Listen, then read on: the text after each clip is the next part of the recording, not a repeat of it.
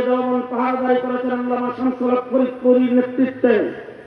বাংলাদেশ স্বাধীন হয়েছে। রাজনৈতিকভাবে রাষ্ট্রীয়ভাবে এই দেশ থেকে ইসলামকে মুছে ফেলার ষড়যন্ত্র শুরু হয়েছে। হযরত হাফিজ হুজুর রহমাতুল্লাহ আলাইহি খানকাহ থেকে বের হয়েছেন, উলামায়ে দেওবন্দ পাহাড়দারি করেছে মুহাম্মদুল্লাহ হাফিজ হুজুরের নেতৃত্বে। তারপরে শিখা চিরন্তন দেয় এদেশের মানুষকে মুশরিক বানাইতে চাইছে। উলামায়ে কেরাম উলামায়ে দেওবন্দ পাহাড়দারি করেছে শাইখুল হাদিস আল্লামা আজিজুল হকের নেতৃত্বে।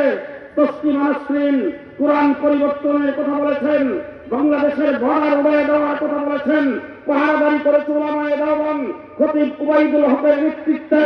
হাইকোর্ট থেকে দুইজন বিচারপতি ফতোয়ার বিরুদ্ধে রায় দিয়েছেন, পাহাড়দারি করেছে উলামায়ে দেওবন্দ মুফতি ফজলুল হক আমিনের নেতৃত্বে।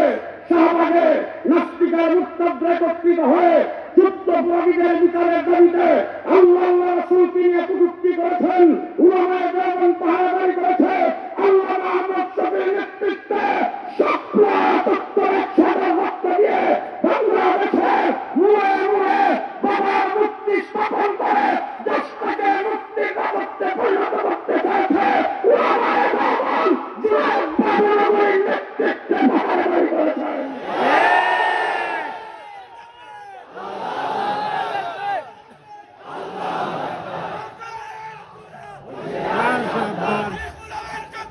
হুঁশিয়ার সাবধান।